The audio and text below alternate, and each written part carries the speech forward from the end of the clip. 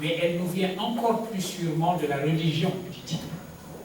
Porque essa noção de realização de uma humanidade enquanto tal, ela tem duas fontes possíveis de origem. Pode vir, sim, da razão analítica, mas pode vir das religiões, dizer, prioritariamente das religiões. Et la raison pour cela, explique-t-il, c'est que la religion fonctionne avec l'émotion, dans le sens que j'ai défini plus haut, que j'ai rappelé plus haut, et comme il dit, l'émotion se répand comme un incendie. E por que ele privilegia essa segunda hipótese da religião, das religiões? Porque a religião trabalha sobre um fundo de emoção, emoção no sentido que o professor trabalhou, né, muito, que você compreendeu muito bem. E a emoção é uma coisa que é como fogo em pólvora, né? Ela corre como um rastilho. Voilà donc que l'émotion elle-même devient au fond un concept politique. E nessa medida nós temos a emoção se transformando em conceito político. Sur la valeur de la vie, comme vous avez dit. Sobre o valor da vida, a valorização da vida, como você disse.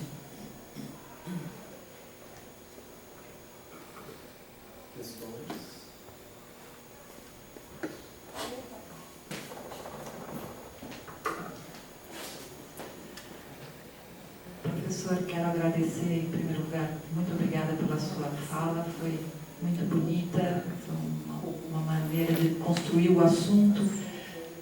Quando eu vi o título Bergson e a negritude, por conhecer a filosofia de Bergson, eu fiquei muito curiosa, falei assim, puxa, como é que vai juntar, né, essas duas coisas? E foi de uma maneira linda, bonita, muito pertinente, muito grandiosa. Então eu agradeço muito pelo aprendizado de hoje sobre como juntar, né, uma filosofia, como o senhor disse, né, que não tratou desse tema, né, do colonialismo, do pós-colonialismo. No entanto, né, ela se prestou, né, tão aberta a essa discussão e possibilitou a reabertura, né, dessa filosofia para podermos discutir esse tema. Então, eu agradeço muito, foi muito bonita. A minha pergunta tem a ver um pouco com essa pergunta anterior, porque achei muito interessante quando retomou a discussão política, a retomada, né, do Senghor, do Lévi-Brul, né, da oposição de Bergson e Lévi-Brul, porque, vamos dizer, o pensamento do Lévi-Brul vamos dizer, era o típico que legitimava a ideologia colonial, né? Essa ideia da lógica, de que os primitivos tinham um pensamento pré-lógico, enquanto que os civilizados é o pensamento lógico, né? E o que o Bergson vai dizer, ora, não, isso, muitas das coisas que o Lévi-Brul diz aqui, que é da lógica nós também na nossa vida civilizada, nós praticamos o tempo todo, né? Assim, muitas coisas que a gente considera e a gente pratica, porque na verdade a superstição, os medos e a razão lida com tudo isso de maneira instrumental, né? Tanto no que se chama de primitivo quanto no que se chama de civilizado. Por outro lado, o Bergson diz ainda, ora, mas não há essa distinção entre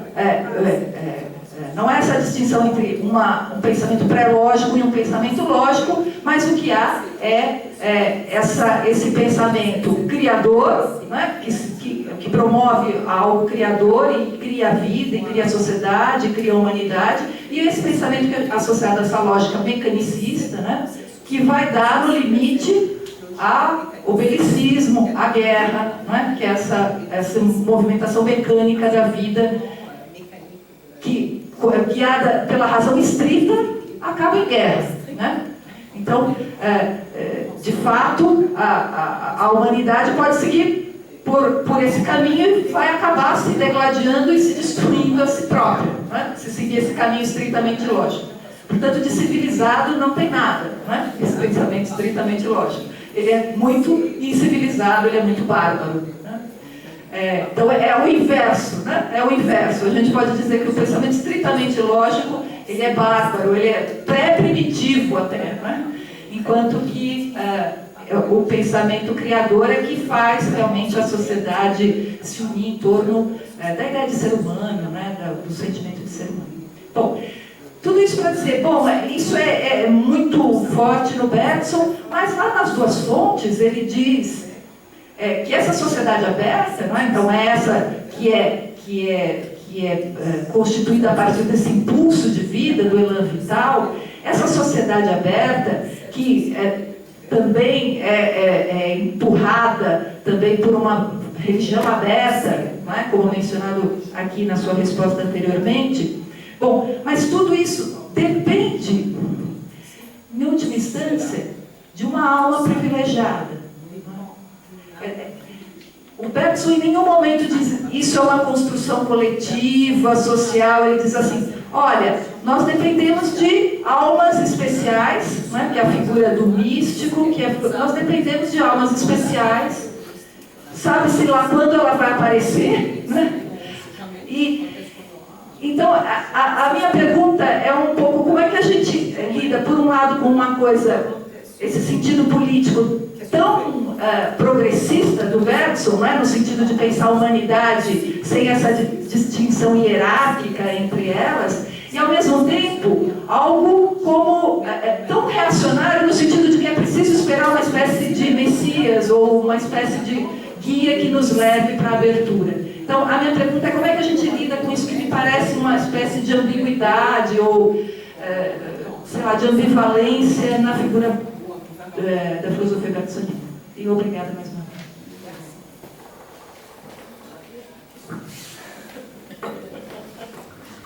Merci infiniment, merci beaucoup. Et je suis d'accord avec tout ce que vous avez rappelé. Il était important, effectivement, de dire que la pensée dite prélogique ne divise pas, ne caractérise pas une humanité à l'exclusion d'autres humanités, mais que le primitif, si primitif il est en chacun de nous. Ele concorda 200% com o que a professora disse, né? Parabéns pela pergunta, mas a distinção que ele faria é entre o conceito de prelógico e primitivo, porque esse primitivo habita cada um de nós. Il faut d'ailleurs rendre cette justice à Lévi-Brûlé qu'avant sa mort, il avait changé d'avis. E para dizer alguma coisa a favor do Lévi-Brûlé, é que antes de morrer ele mudou de opinião. Il avait totalement abandonné la notion de prélogique. Ele tinha deixado de lado completamente a noção de pré-lógico. Et ce qu'on ne sait pas beaucoup, c'est qu'il a même donné des conférences en Angleterre pour dire que ce qu'il appelait la pensée du primitif était non seulement présente en chaque humain, mais qu'elle était nécessaire à la démarche scientifique elle-même. Ele, inclusive, deu conferências dizendo que para o próprio desenvolvimento de uma ciência, isso que ele havia precocemente chamado de primitivo, que não só mora em cada um de nós, mas esse primitivo é absolutamente fundamental para esse desenvolvimento. Ele deu conferências na Inglaterra nesse sentido. Si on pense qu'en diminuant la partie émotion chez nous, on augmente la partie scientifique et rationnelle et analytique, on se trompe complètement sur la signification de l'émotion et de la raison analytique. E aí o erro que se faz entre os conceitos, misturando e distinguindo os conceitos de emoção e razão analítica, é quando se considera que diminuindo a parcela de emoção, se ganha, se cresce em parcela de razão analítica. C'est d'ailleurs la raison pour laquelle Lévinas, qui avait connu Lévi-Brûlé, a dit que, heureusement, que vers la fin de sa vie, il a compris que la pensée, la mentalité primitive n'était pas une autre âme humaine, mais une autre profondeur de la même âme humaine. O Lévinas, que havia conhecido Lévi-Brûlé, diz que, felizmente, ele corrigiu o pensamento a ponto de entender que não é esse conceito de alma primitiva, não é de uma outra alma, não é de uma outra dimensão, de um outro espectro da própria alma humana, né? Enquanto tal, não algo separado. Vous avez aussi raison d'attirer l'attention sur le fait qu'il y avait nous vivons aujourd'hui cette grande question de la voie que va emprunter l'humanité, la voie suicidaire du tout mécanique, de la logique qui est mise en place par la forme prise par la globalisation, par exemple, la mondialisation. E a professora tem completamente razão nas suas considerações e na sua pergunta, né, porque realmente hoje em dia, talvez o grande ponto de interrogação para nós todos é qual é o caminho que a humanidade vai escolher para si mesma. Né? Se vai ser esse dessa mecanização, e aí é por suicídio. C'est le même sens du déséquilibre qu'avait eu Bergson en son temps, lorsqu'il disait que tout se passait comme si le corps avait eu une croissance foudroyante et que l'âme n'avait pas suivi la même croissance. Donc il y a ces déséquilibres et il disait qu'il faut un supplément d'âme. Por que o Bergson diz que é preciso um suplemento de alma? Se nós formos comparar, por exemplo, essa decalagem que nós temos hoje, por exemplo, com a globalização, ele disse na frase anterior, é o que o Bergson comparou na época com o crescimento desproporcional e desproporcionado entre o corpo e a alma, e que seria necessário, então, essa supra-alma.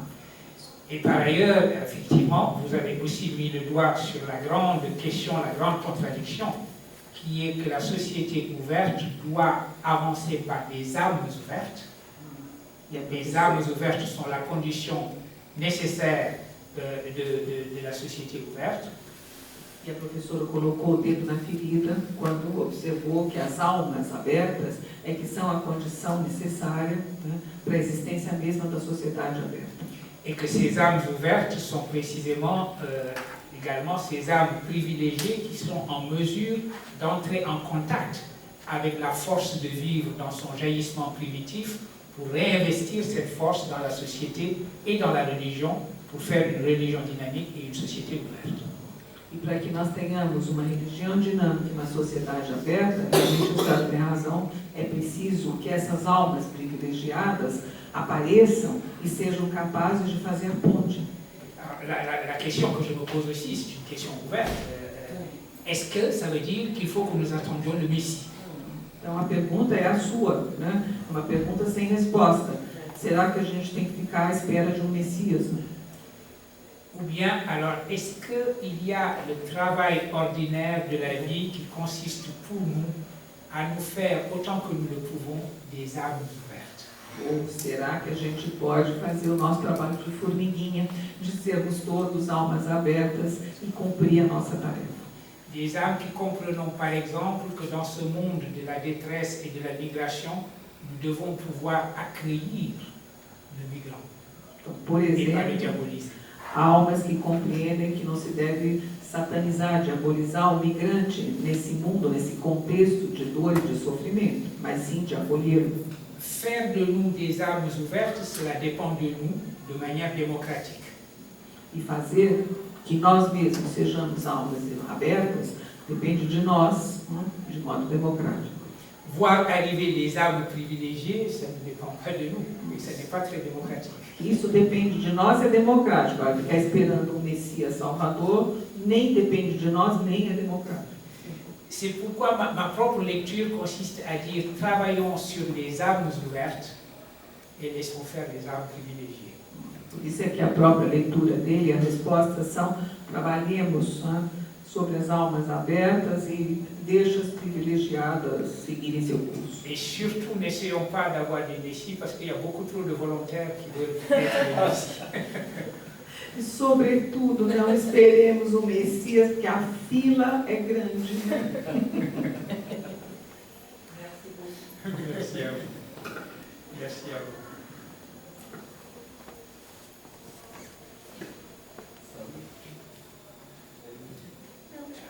Alguma questão?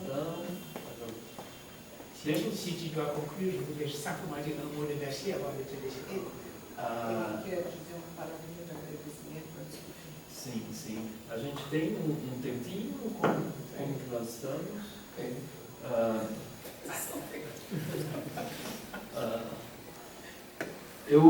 Professor, eu coloquei uma questão na Bahia, no campus dos Malês, na Unelab, a propósito da descolonização da filosofia.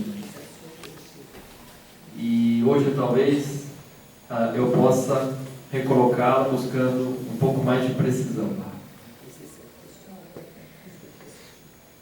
Tomando apoio nessa exposição em que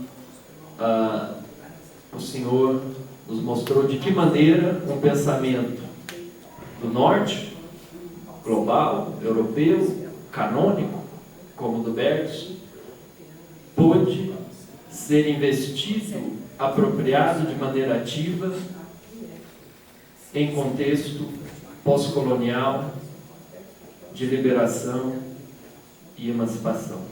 Na África, para Senghor, e no contexto indiano, para Muhammad Iqbal, os dois filósofos que o senhor nos apresenta aqui no Bergson pós-colonial. Nós sabemos que, atualmente, há diferentes iniciativas na direção da descolonização da filosofia, que questionam, por exemplo, o currículo. O que nós temos em termos de currículo no ensino da filosofia?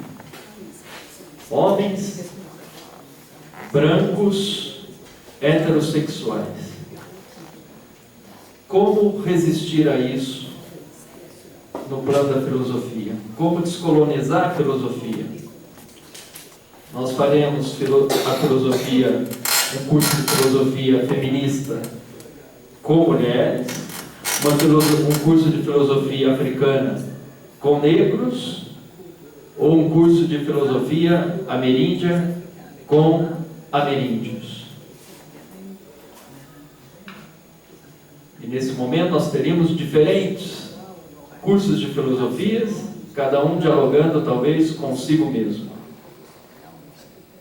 Há uma legitimidade nessa reivindicação de pensar uma memória esquecida, de reivindicar uma visibilidade em contextos de massacre e de violência. Mas, ao mesmo tempo, me parece ser necessário fazer um gesto concomitante. Pensar a filosofia a partir da sua universalidade. Há uma outra via para o universal que contribuiria para a descolonização da filosofia e que contribuiria para que essas iniciativas isoladas de alguma maneira não se fechem no sentido bergsoniano de fechamento, mas se abram. Eis a questão. Merci beaucoup pour cette importante question. Muito obrigado por essa questão tão importante. C'est vrai que j'ai moi-même écrit un petit essai qui était d'abord une conférence que j'avais donnée en Allemagne, à Halle, à l'université de Halle, près de Berlin. J'avais été invité à donner ce qu'ils appellent la conférence AMO. AMO? Ele foi convidado a dar uma conferência na Alemanha chamada Conferência AMO. Et alors, Amo, c'est le nom Willem Anton Amo. Mas esse é uma sigla, William Antoine Amo, é o nome de uma pessoa. Et c'est une histoire très curieuse. C'est un jeune originaire du Ghana qui, au début du XVIIIe siècle, a été emporté en Allemagne. On ne sait pas s'il était esclave, probablement. E a história desse homem chamado, desse jovem chamado Amo, né, é de um rapaz originário de Gana que no século XVIII foi parar na Alemanha. E quando ele diz foi parar, é que não se sabe como foi parar. Se ele foi levado como escravo, como é que ele foi. En tout cas, il a été élevé comme un enfant de la maison par le seigneur allemand qui l'avait recueilli. Mas, de toda maneira, ele foi tratado como um filho por um patriarca, dono de uma família, de uma casa, né, onde ele foi educado. Le résultat, c'est qu'il est devenu professeur de philosophie à l'université de Halle. E ele, esse Amo, tornou-se professor de filosofia na universidade local de Halle. Et il a écrit en particulier un ouvrage, alors il a écrit deux ouvrages qui semble-t-il étaient importants. Un ouvrage où il parlait plus de son identité de noir africain ayant grandi en Europe, puisque cet ouvrage parlait du droit des mots. Et le mot « mot » était un mot pour, en général, les noirs. Maure, Ouais, d'accord. Maure, comme ça. Ouais. Ah, d'accord. Os mouros, os mouriscos. Né? E esse autor escreveu 2 obras importantes. Né? Uma delas focando a própria identidade dele, de negro vivendo na Europa, em cima do conceito de mouro, de mourisco. Et il est revenu, et dans son deuxième ouvrage, c'est un ouvrage où il réfléchit au dualisme cartésien du corps et de l'âme, en disant qu'on ne peut pas